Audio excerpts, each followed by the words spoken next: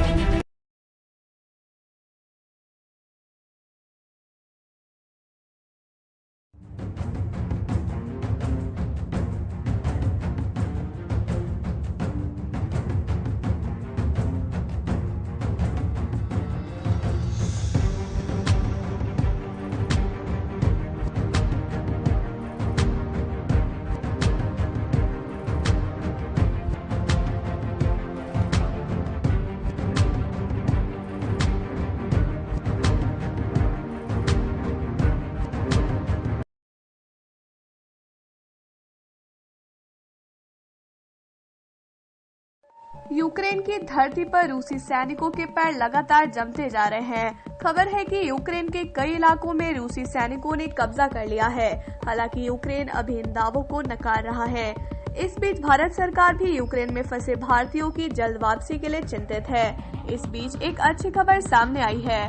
भारतीय विदेश मंत्रालय की मदद से भारतीय नागरिकों के एक दल को रोमानिया सीमा की ओर भेजा गया है, जहां से वो आज रात भारत के लिए उड़ान भरेंगे। ऐसी सूचना है कि भारत की ओर से 2 विशेष विमान रोमानिया की सीमा पर भेजे गए हैं। यूक्रेन में फंसे भारतीय लोगों के लिए शुक्रवार का दिन राहत देने वाली खबर के साथ आया है। भारत सरकार की मुस्तैदी के बाद भारतीय नागरिकों का एक दल जल्द वतन लौटेगा। इसके लिए सरकार की ओर से 2 विशेष विमान रोमानिया सीमा पर भेजे गए हैं। रोमानिया सीमा पर भारतीय नागरिकों का दल विशेष विमानों से वतन लौटेगा।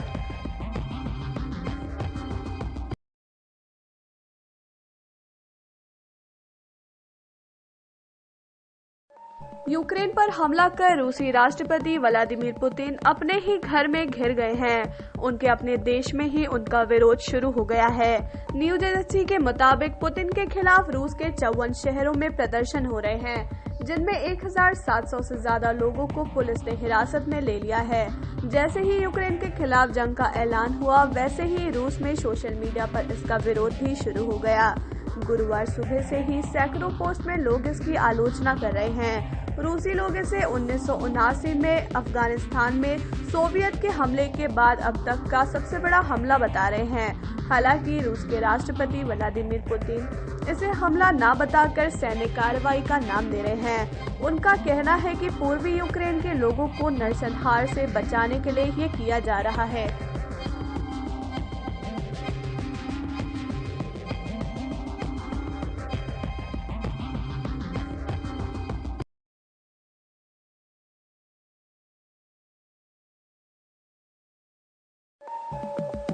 उत्तर प्रदेश के मुख्यमंत्री योगी आदित्यनाथ विधानसभा चुनाव लड़ रहे हैं। बीजेपी ने उन्हें गोरखपुर शहरी सीट से उम्मीदवार बनाया है।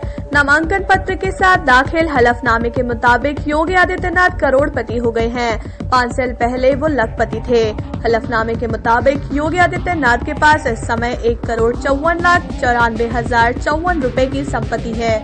योगी आदित्यनाथ के हलफनामे के मुताबिक उत्तर प्रदेश विधान परिषद का सदस्य चुने जाते समय उनके पास 95.98 लाख रुपए की संपत्ति थी। अब ये बढ़कर 1,54,94,054 रुपए हो गई है। उन्होंने हलफनामे में अपने पास 1 लाख रुपए नकद होने की जानकारी दी, लेकिन उनके पास कोई कार नहीं है। उन्होंने एमएलसी चुनाव में अपने पास 2 कारें होने की जानकारी दी थी।